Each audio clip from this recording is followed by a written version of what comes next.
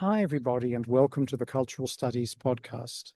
My name is Toby Miller, Buenos, and my guest today is. Berenike Jung. I'm a senior lecturer at the University of Southampton in the Film Studies department. Well, thank you so much for being with us. Now, you're wearing a tank top, which makes me think that it's still very hot in southern Britain. Am I right, Prof? Yes, it is extremely hot. I'm basically having my feet in a basin of water to try to not collapse while we have this conversation. I mean, this is the weird thing about Britain. When the temperature says 30 degrees, it doesn't feel like 30 degrees in the rest of the world, does it? I don't know why that is. It just feels hotter and appalling. Yeah, I don't know. I think it's also because the houses don't really have proper insulation, so it's both colder and hotter depending on what's happening outside. No, this is Um, absolutely true. Um, anyway, don't get me started, as the saying goes, but the design of British housing leaves more than something to be desired, shall we say, Prof. Jung. So I have a question that I pose to all guests, Prof, which is to ask you as to what's currently dynamizing, preoccupying, impeding, interesting you. What's going on apart from British housing? mm. Uh, well, one of the big things that I'm really struggling with is my worry about the pressures on the higher education sector in this country and in a lot of other countries. So I'm from Germany, I know that system as well as the British system, and I studied in the US for a bit, so I know a little bit about that system as well. So I can see there are all kinds of different pressures, but the pressures everywhere. And now with AI on top of everything, I'm really worried about, especially in the humanities, what is happening at the moment. Interesting. The Economist, which insists on calling itself a newspaper, although it comes out once a week in a glossy magazine format, ran a piece in the last little while about how all these people with PhDs in philosophy, maybe not habilitación, but they have PhDs in philosophy, Mm, are not even looking for jobs in universities because while computer scientists are being sacked all over the place by artificial intelligence firms, philosophers are being hired because, like pharmaceutical companies, which need philosophers to sugarcoat their clinical trial legitimacy, so artificial intelligence needs these pretend scientists that are philosophers in the Anglo-American tradition to tell them about deontology and consequentialism. There is hope, Prof, mm, that is so depressing. but is that hope? Yeah, that is more depressing than anything. But yeah, I feel like if anything, the AI thing has really showed us that Can you tell us a bit about what how that's playing out for you in Southampton and for your colleagues around the country? we have a lot of pressure on in terms of there's not enough money, there are not enough students, even though in my department, actually, we have enough students, but because of the sometimes socialist and sometimes capitalist way the university is structured, in that particular instance, we're put together in a big pot with other departments. And generally, it's been said, oh, we don't have enough. And there is student fees, but it's capped. So it's the worst of both worlds, really, for the undergrads at least. And for the longest time, I guess there was this gravy train of attracting foreign students who pay through the nose, incredibly high student fees. And I really feel like there's a total lack of vision. I'm sorry, I'd like to be so blunt, but I think all these people are very high paid to be in leadership positions should come up with a bit of a better strategy than trying to play the same book like that everybody else is playing. And just thinking, oh, Chinese students will keep coming. I mean, it's mainly Chinese. There are also a couple of other nationalities, but obviously they won't. Like that will change, and that's not a sustainable model.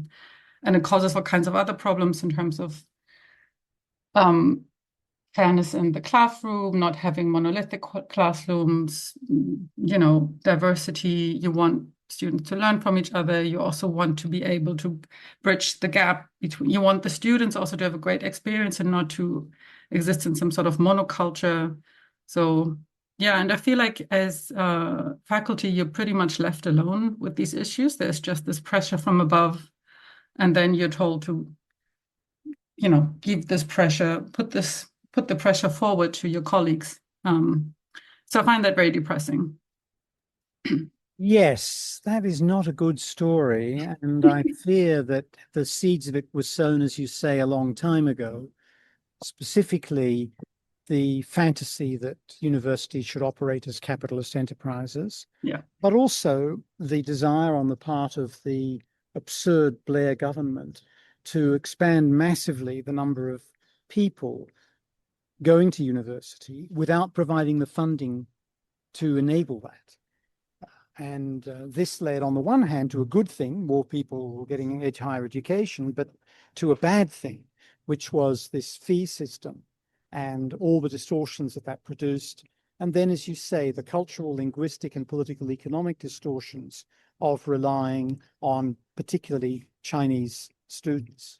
And it's just folly from folly to folly. And the people who benefit from this, if there are any, are, as you say, the highly paid management consultants, none of whom research or teach, which of course makes Yeah. it a deal to run universities. And it's a really huge problem. I published a column in the Times Higher Education 10 years ago, warning about the reliance on Chinese students, and that was perhaps one factor in my being removed from my job. But who knows? But in terms of your particular area being popular, that's a bright light. That's a positive thing, particularly when the humanities specifically, which cost so little compared to areas that governments want students to study, is suffering. Tell us about the popularity of where you are. That's exciting.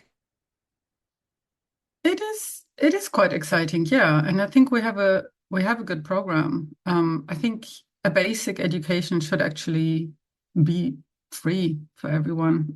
Yeah. I mean, one can only dream, but I think that would be a collective choice to say you want a literate and educated populace. Yeah, our program is quite successful.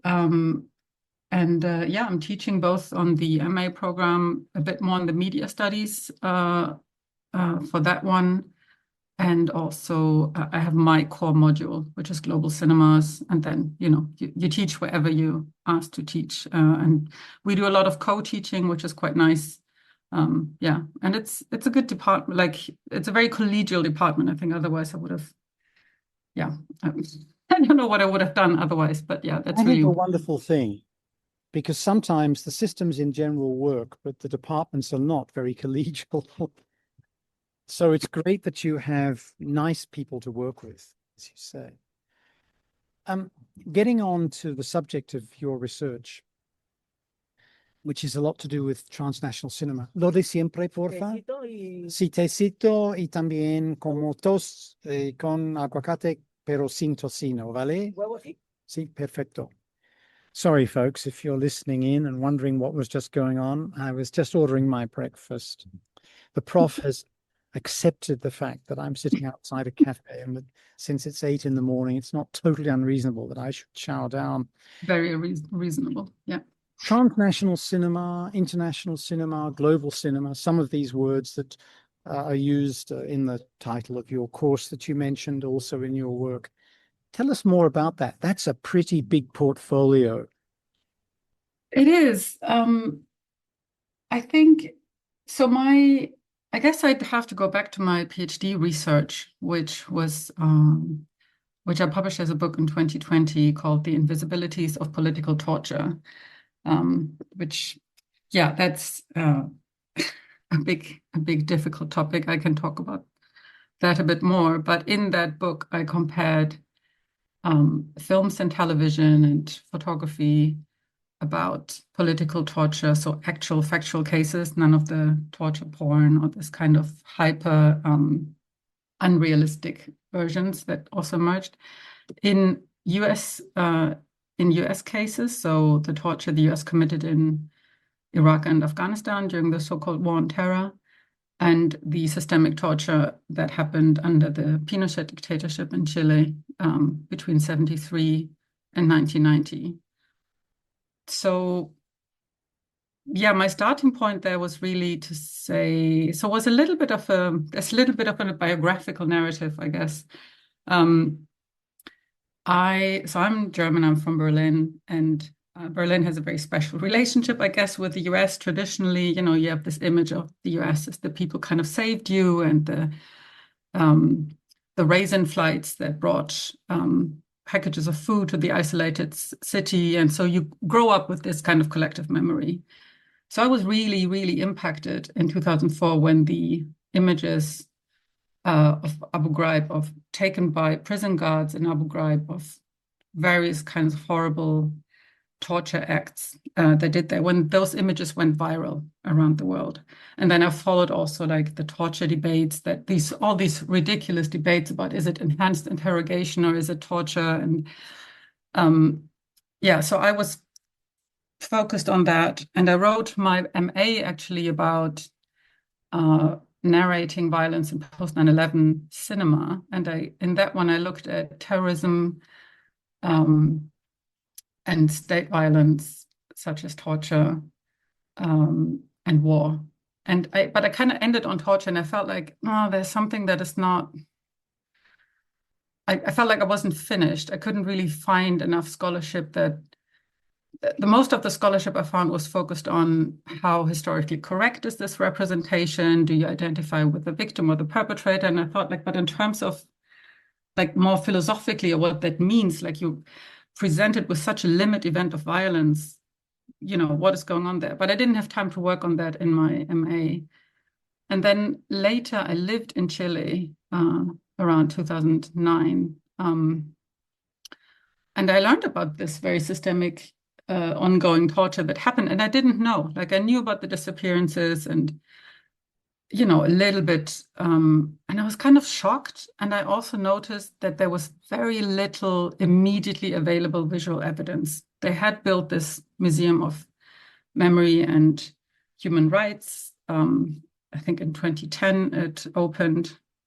But I also, later when I did field work, I visited various former torture centers, and the work of maintaining this kind of public memory was really it was like volunteers basically who took care of that. So there was a weird vibe in the city that I noticed on the city, in the country, and the people that I met. Like, it's something everybody knows, but it's kind of hard to talk about, and you have to dig for, there was all this stuff. There were the truth commissions, etc., but there were less images. So my starting, there's some iconic images, obviously, like the presidential palace being bombed, etc., or the soldiers burning books and so on, but less of this kind of photographic evidence.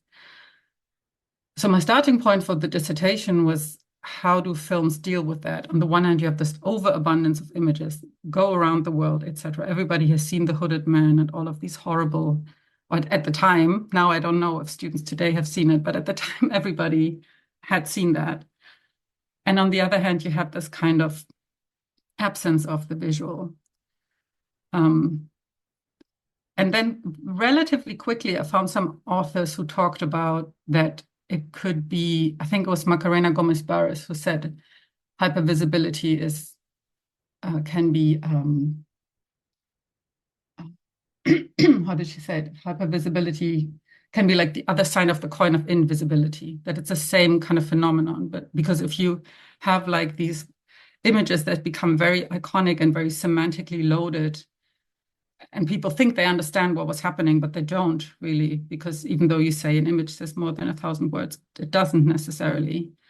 And on the other hand, there's something about the absence of images that helps a lot of the violence being kept out of the public view, perhaps. So, yeah, and I started working on that. Now, Prof, because I live in the global south, I work in the global south, we just don't have much access to academic books in English or in any languages other than Spanish. So I do have your narrating violence in post 9/11 action cinema, Oh, okay.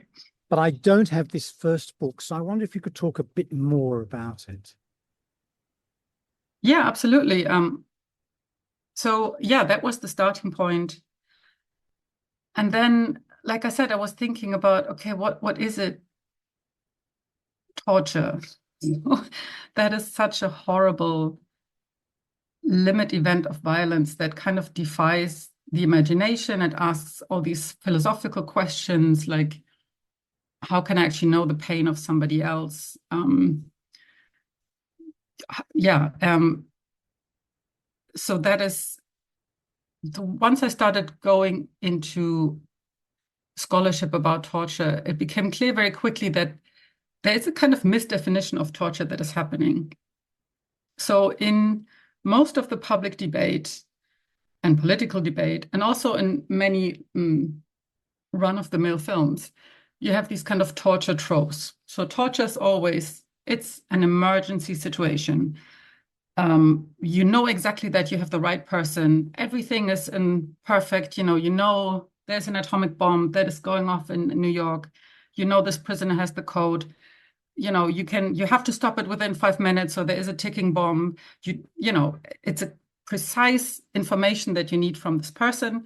And so therefore there's this emergency, etc. It's usually framed in response or sort of corollary to terrorism. So to prevent terrorism or as a follow-up sort of.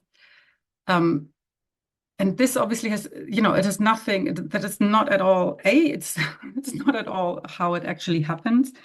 And it's not the actual goal of torture. The actual goal of torture is to terrorize the population. So in films, we usually focus, or there's usually this kind of emphasis on the question or an intelligence gaining some sort of relevant information. And that has a long history, actually, that I also went a bit into. You can go back to slave torture and torture in medieval times, etc. So we connect the idea of a pain, a truth located in the body that has to be extracted through pain. So there's this kind of conceptual link that we have. We often think also about, we have our gut feeling, and that tells us the truth. So even our language reflects that a little bit. But actually, states do not torture in order to gain a specific information, but it's the target is like the larger social body, the collective, to have this kind of instill this kind of fear, instill a certain narrative, impose a certain narrative. And that is very difficult to, it's one of those more difficult things to show in audiovisual form, similar to these kind of economic narratives that we were a little bit talking about at the beginning. But I think I found some films, in both cases actually, and some TV series that help to make that actually perceivable to the viewer. So these kind of more long-term effects, the emotional effects, and the more collective effects, so that are much more difficult to represent, but it's actually also possible. And another part that is typical, or that is kind of part of our conceptualization of torture, is that it needs a witness that determines, it needs a spectator to determine the meaning of the pain. So we, in that case, are sort of called in as the witness to do that. So I talked quite a bit about these different elements. And it seems to me, I've been to the Museo de la Memoria that you mentioned. It is astonishing. Yeah. I'd never heard Salvador Allende's last broadcast to the radio, on the radio to the nation, until when I was there, and he's one of my heroes. So it was very moving for me. It had never occurred to me the point you're making, which is the virtual absence of visual material. I have friends who run a kind of underground photography gallery and service in Santiago, and they have probably they're German, they have probably the world's biggest collection of forbidden material. that circulated amongst the surviving left during the dictatorship, but also since. And there is that stuff, but a lot of it is what you would think of as zines. Yeah. Everywhere people manage to produce this, right? But what I was also thinking about when you were talking was, first of all, 24, the TV series with the famous phrase, whatever it takes. Going against all the science, which shows that people lie when they're being interrogated under torture, because all they want is for the torture to stop. But it also relates to what I see here in Mexico. This is the most dangerous country in the world, other than those that are at war. And torture and disappearance is ordinary. There are 135,000 people disappeared at the moment.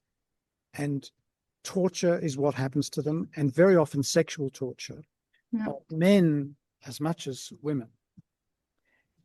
And it is about the naked exercise of power, often. Yeah. But in your next book, the one that I have, you start by examining what is not the justification for this, but the philosophical argument in favor of when there can be, in this case, state violence. And this is just war theory. And just war theory is superficially very appealing, but perhaps problematic, deeply problematic. Could you talk a bit about that and how that seems to animate post 9/11 action cinema in the English language? Yeah, so that was actually my earlier book. So oh, sorry. No, sorry, I'm just saying it because I'm now like, okay, I need to recall what I wrote about in that book. Whenever I make a mistake, please correct me. Thanks for that. So sort of youthful folly, but you no longer accept. No, I think I was interested in that first book, I was more interested in narrative. What are the kind of narrative justifications that are developed in films? And just war theory was one of those constructs of that was the theoretical framework that I employed. And in a sense, films, such as, or like TV shows such as 24, that is so clearly such a fantasy structure. But they use torture as a narrative shortcut. It's just so I can get to the next thing and the next set piece, etc. It has nothing at all to do, like you said, with the actual reality, where it's quite established among interrogators that it's not a good way to obtain any information. And like you said, either people lie or they don't know anything, or in some cases, there was this one guy, I think it was Sheikh Mohammed, who was captured by the US, who was like waterboarded almost 200 times, and he didn't, quote unquote, crack because he was an ideological fanatic. So, it's just not, apart from the whole ethical horror, it's just not a reliable tool. So to some degree, the entire torture debate that happened in the US and that was reprised again and again until they had this final executive report from the Senate Committee on Torture, heavily redacted. And still that report mainly focused on utility. Did it provide information or not? Could we gain information in this way? Which in a way, it's just the wrong question, because the torture is not done to gain any kind of information, because then you would use a different strategy.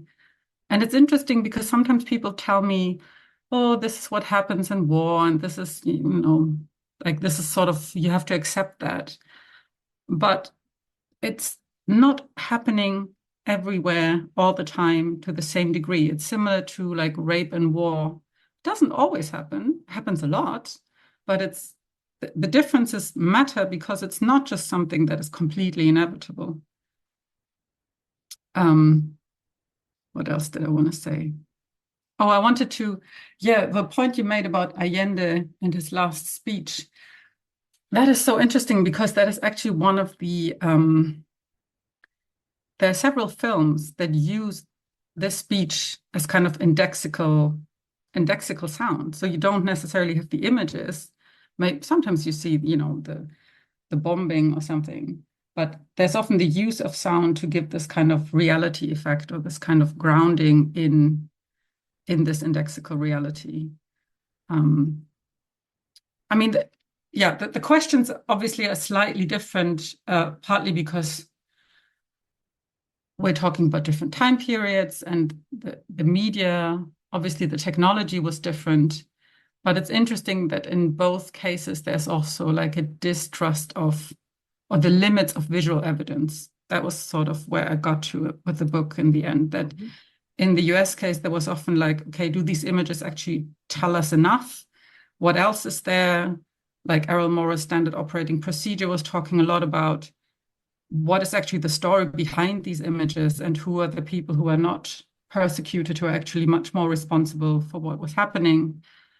And then in a lot of the Chilean films, you also have this kind of challenge to the primacy of the visual, that you often have like, dark frames, a difficulty of seeing clearly and a kind of roundabout way of approaching something that happened maybe through more effective means or through sound. So I used a lot also this idea of haptic visuality, etc. But so I felt like not with all films, obviously, but in both cases, there were audiovisual texts that were trying to make certain structural invisibilities visible and perceivable to the audience. Now, this makes an interesting point en passant for your students. The folks taking global cinema or transnational cinema are perhaps people with different linguistic backgrounds, but perhaps they're not. Perhaps they're just, middle class white English children who are interested in something that's going to expand them a bit. Can you tell us a little bit about what you look at in the class and what sorts of student responses you get?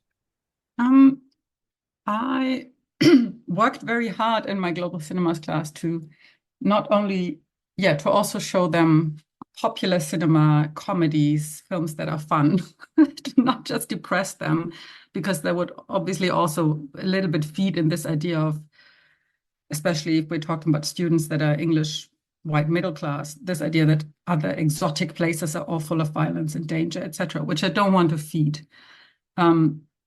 So I have sections I have one session where I talk a bit about Chilean cinema, but I also lead them onto more recent Chilean cinema with more revisionist approach, like revisionist westerns or the El Conde, the black comedy by Larraín, or the very alive documentary scene in the country, etc. So I try to give them a bit of an overview.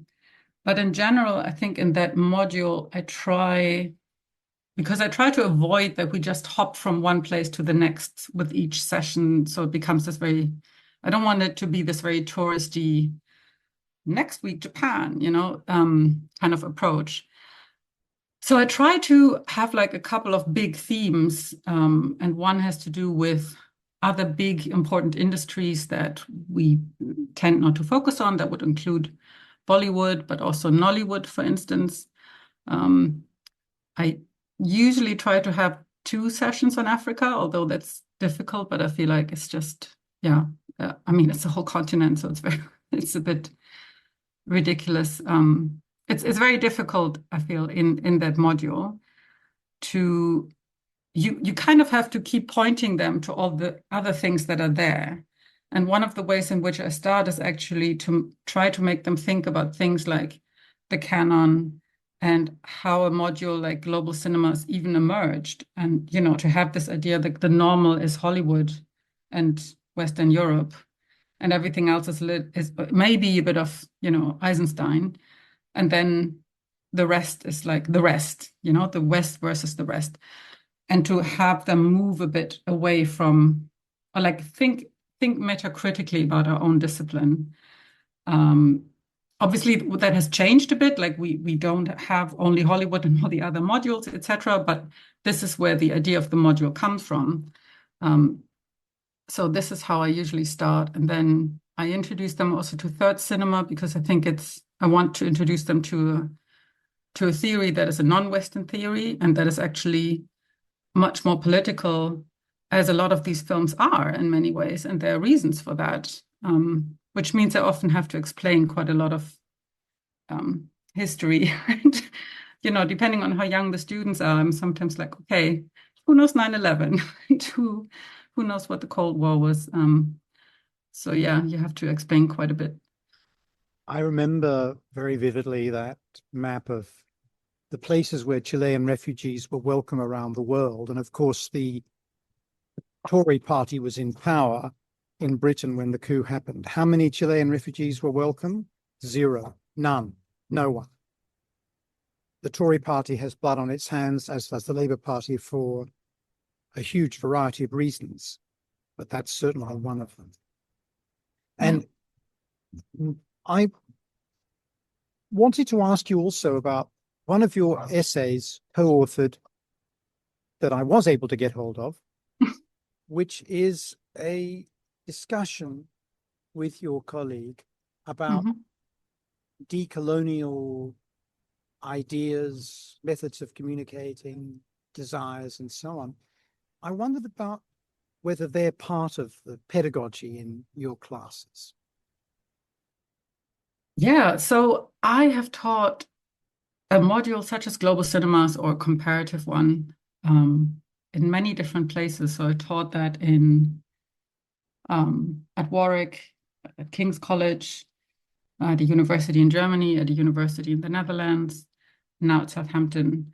And obviously, apart from, students getting younger or me getting older, these are different student bodies. And I have tried to, more recently, I co-taught a part of this module with colleagues from South Africa. And I feel like because I thought so much about this module and the role it has in the general curriculum and how it should be set up and how it should be linked to other modules, and whether it makes even sense to have a module like that. But at the moment we have it, and I mean, every opportunity to introduce students to more non-Western cinema is great, I think. And so I had this conversation with my friend, and we kept having this conversation over a long period of time. And in the end, we kept having it over the pandemic because she taught that module or a similar one in South Africa with a very different student body. And she is a Black scholar, etc. And so we were thinking about our own, like that it's a bit insane to have this kind of more or less set idea of how the module is supposed to be, even though you as the teacher are very, come with a very different experience and body into the classroom. And then also the students obviously are very different. And I think that was also after I taught the module at King's College, where I was quite challenged by parts of the students. So kind of one half was was what I had been used to so far, like students who had not had a lot of exposure to cinema from the global south and were very happy but maybe a bit naive. And then there was another, not quite half, maybe a third, that was quite politicized. That was the time of, the George Floyd protests, etc., very activist. I mean, amazing. But they also challenged me personally, like, who are you, white girl, telling us about world cinema? And I found that very difficult to deal with at times. I mean, just like in the classroom, it was fine, but I felt challenged by this as an idea. And so I started up this conversation with her, and we started to have, we kept, like I said, we had started it earlier, but we picked it up again and decided to write about it. And then this COIL project, or what I did more recently was at Southampton, to try and make a project as part of the Global Cinemas module, with a professor in South Africa and her students. So the students, it's a COIL component of the module. COIL stands for Collaborative Online International Learning. And it's a bit fiddly. It's one of those things that, lends itself maybe also sometimes to the marketing material. But I think it could be a great opportunity for the students at Southampton, who might not be able to go abroad, etc., and to experience that. But it's a bit fiddly to do in a way because I want to make sure that it's not extractive. I don't want to just sort of sprinkle, I don't want to just enhance the experience for our students, but also for them. It's difficult mainly because the institutions are just incredibly bureaucratic and have their frameworks, and it's very difficult to bring this together. But we did it a couple of times now, and are now trying to set up a whole module that would be optional and school-wide. So everybody in humanities who is interested in being part of a module like that could then participate. So I think that's definitely one area of my research that I'm still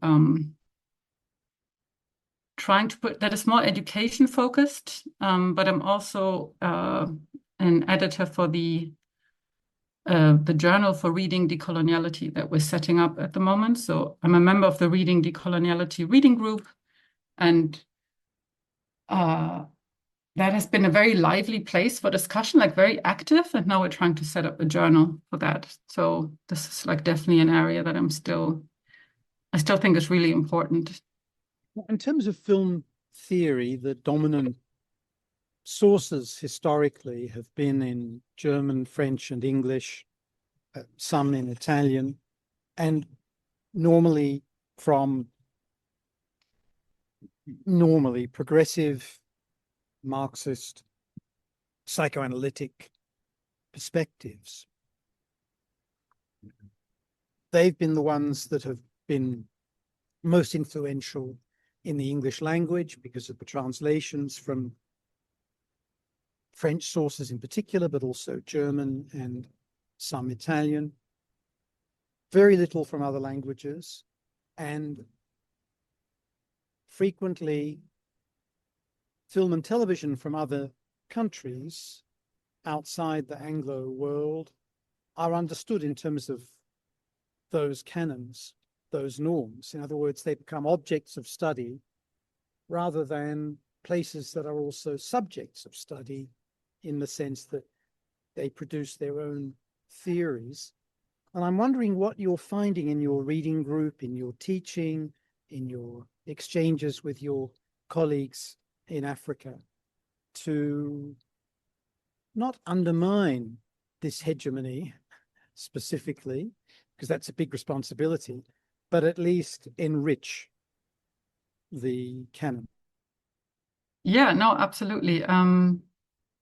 I think my approach is always that I want to have a kind of conversation between whatever is the hegemonic theory and then the challenge.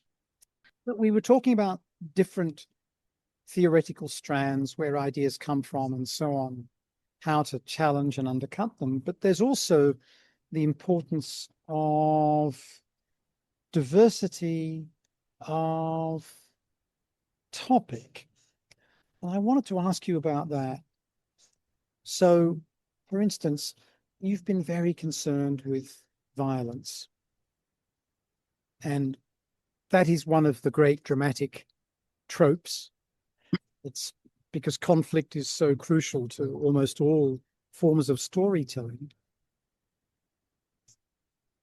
What are some of the genres that you're finding work well with students and that interest you, as far as trying to get a different sort of canon? I mean, musicals from Brazil, porno chanchadas, musicals, situation comedies, rom-coms, all the different kinds of filmmaking, the avant-garde.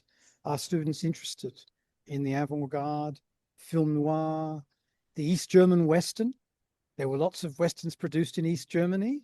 I don't know whether they're in the list for you.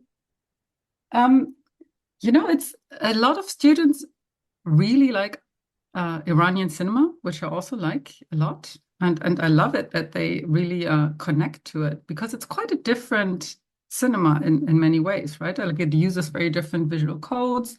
At the same time, you can explain, so, like, it's both intellectually engaging usually and beautiful. And it's relatively easy, I think, for students to understand certain limitations that the filmmakers have. Like you can explain them and set them up relatively quickly.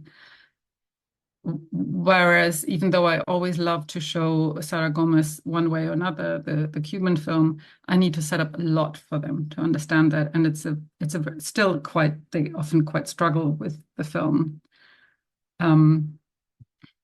Another one they really like is, or in my class so far, they usually really like the Bollywood film that I show, like, and just letting them being taken by a different tradition of films that is longer, that has more music, etc., but also engaging with the idea that it just functions according to different conventions. So don't expect to find a naturalistic Hollywood film in a film that's not trying to do that. So you can't criticize it for not doing that. And I think this is, yeah, relatively easy for them to understand, and then they can relate to it. But I also found, for instance, and that is something that has started to, where I sort of moved in my research. So I started with the more visible violence, terrorism, torture, etc. Yes. And thinking more, I guess, partly by coming through torture, about structural violence, invisibility, like these kind of things, who is being erased, who has a voice, who's being taken, who's accountable, etc. What do we see, what is shown, what is not shown. And my students also, I have so many students writing about Parasite. That film just keeps on giving, like even though it's a while since it won the Oscar, and then everybody wrote about it. But even now, I still get a lot of work on Parasite, and I think a lot of the students can relate to how it talks about class difference and class struggle, and they understand it. And it's not only a good film, but they can really relate to the topic. That's really interesting because we're talking here about mostly British students. British and also Chinese. The Chinese ones like that film as well. Más té, porfa. Gracias. Y la cuenta también. So class issues have been so preeminent in British cinema, really throughout its history, but I guess most famously in the so-called kitchen sink era, Yeah. 50s and 60s. And there have been some notable auteur figures, obviously, who are focused on class. What about the Chinese students? Are they lapping up stuff about class? Because my experience teaching Chinese students in Britain, which is out of date now by some 6 or 7 years, is that they were class snobs, lots of them. And they thought that people who had dirty, dangerous jobs just didn't come from the right families or hadn't studied hard enough. That is, I think, so my experience of that is that most Chinese students like to write about Chinese topics. I don't actually know. I wish I knew whether that is part of their bursary or somehow other culturally, their plan for the future or something, but it's definitely something, it's noticeable. And then there are some, but they're not all of them. Then there are some who write about, Czech puppet theater, or like they really go somewhere completely different. But then there's a lot of interest also in like other Asian countries. And so there's often also this idea of a comparison. The success of Korea and the soft power, can this be replicated in China?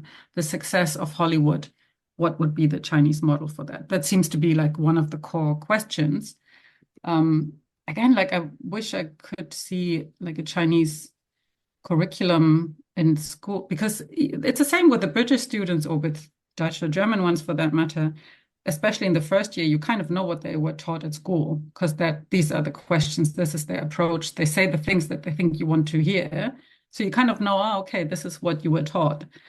And it's interesting, but it's different with the Chinese students.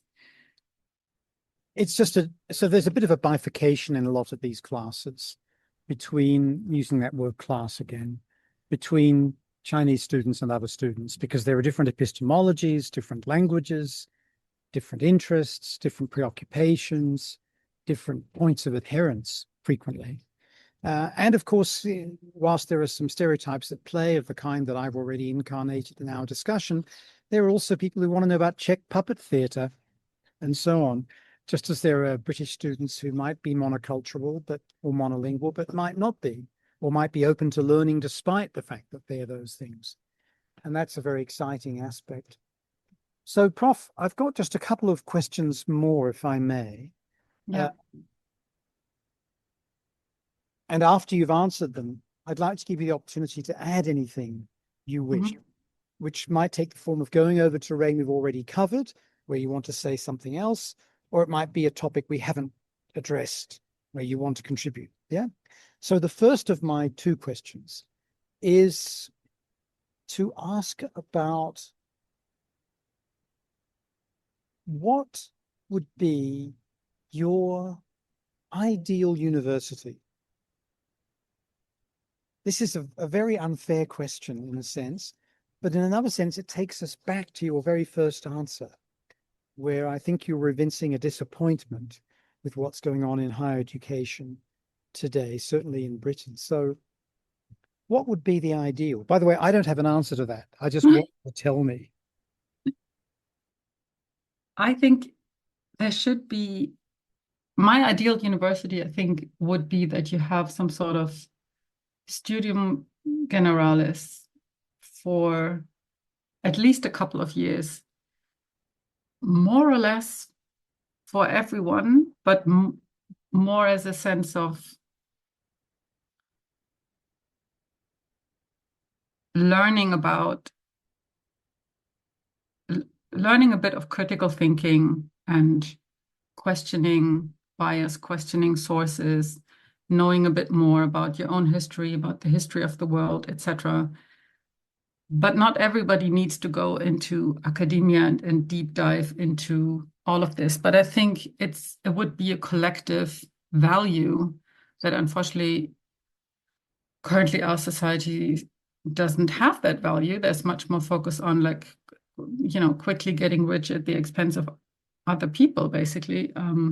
And I think there could be a collective value in that. And it's actually not unrelated to my research in the sense that there's a lack of accountability, and there's often this amnesia or amnesty laws and all kinds of, the idea of, oh, let's just look forward, let's forget about this, we're just glad it's over. And it's just not a good, it's not a good idea. Things don't exactly repeat, but what's the saying? History doesn't repeat, but it rhymes or something. Yeah, so I think the university is to have on a very general level, to have that for everybody. I think that would be a good value to have. I couldn't agree more. One of the things that demoralizes me in the stories you might read on the BBC's webpage or the New York Times about income of students who major in certain subjects, or income of people who go to college or don't go to college, etc. There's nothing about citizenship, by which I mean not just being legally something called a citizen, but the question of living with others. Yeah. And social responsibility, as if these were add-ons. And I find that really very, very demoralizing, because there's something about sharing knowledge of history and geography and polity and science that I think can be incredibly valuable. If only the British, the Germans, the Dutch, the Belgians, the French, and others truly understood their imperial history, it would make life a lot better for hundreds of millions of people, not to mention themselves. And it doesn't have to be a guilt trip. No, it really doesn't have to be a guilt trip, but it's also about thinking of the brain as a muscle. I know that's an imperfect analogy, but there are some similarities, I guess. And to think why wouldn't you want to develop that a little bit for for your population, for the citizens? And that includes also elements like living with others in the world, like living in your community, living in your family, etc. So yeah. I left out the Spanish and the Portuguese conveniently. But anyway, there are plenty of other villains of history. Not too many. And my last question, Prof, before I invite you to add anything you want, is to ask about, and you've partially touched on this already, but ask about what's next on the docket for you, what you're writing, what you're thinking of writing, and so on. And I should say to all listeners, she's under no obligation to write until it gets a lot cooler. Thank you. Yeah. Well, I've just finished an article that was on affect class and ethics in several Latin American films, and that will come out in transnational screens hopefully soon. So that was a little bit of my working from this kind of affect-based scholarship on invisibilities towards like my interest in, I guess, how films talk about neoliberalism or like these class issues. So I also have an article on succession.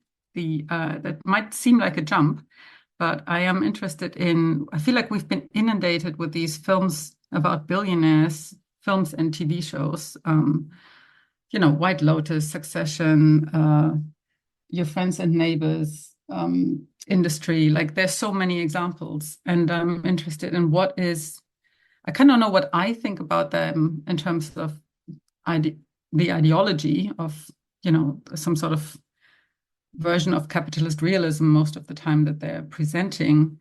But I'm also developing a grant proposal that would include my own texture analysis, but then also audience research on what kind of economic sense make people from these shows. So people who are watching this show, so I would have to, if I obtain this grant, which is obviously, very, very difficult, I would go into this, for me, new methodology, but I have a mentor. And so I would try to do some audience research, trying to find out how people relate to these things also effectively, because I feel like most of these shows work very much on an effective, on the level of affect or emotions, but they also translate certain economic ideas. And I often wondered, especially in this country, and not being native to this country, why certain things are just accepted. And obviously I know, the 70s and Thatcher, etc., but like why is there not, there is a class consciousness, but there's also often this kind of fatalism. This is, nothing can be done. The only thing you can do is maybe do a sports bet or something like that. And that is your one ticket out. So I'm interested to find out what kind of impact or influence these kind of shows might have on audiences. Really, really interesting. Hope you get the money. That would be fantastic because it is interesting finding out what people think, yeah, or say they think about what they're experiencing when they watch and recount these things. Absolutely. As is, and I think here of the work of Roger Chartier, looking at things like reviews, the general social circulation of texts, which wouldn't necessarily just mean what Le Monde or Reddit say, but would involve all sorts of other fora where people make themselves known. And that's also really interesting, I think, in trying to piece together this mosaic. Chartier talks about, particularly when he's trying to think about texts that came out 600 years ago, right? Not last week. How can you understand what on earth they were meant to mean, what on earth they did mean, how they meant it, and how that was understood? Wonderful. Anyhow, Prof, thank you so much. Anything you'd like to add? As I said, it could take the form of something new that we haven't touched on, or it might be retracing some of our steps. No, I don't think so. Maybe my brain is too fried at the moment. So, well, listen, thank you so much for being with us. I'm sorry I got the chronology wrong of your books. No, no, don't. While we were chatting, I looked them up and I realized the one I read came out in 2010 and the other one came out in 2020. So I Yeah. really got them mucked up. But I think they showed a continuity of concern that was fascinating, as well as some development in your thinking, of course. And so it's been great to have the generosity of your thoughts today and the clarity with which you've explained so many fascinating things about everything from pedagogy to methods. Thank you. Thank you so much for having me.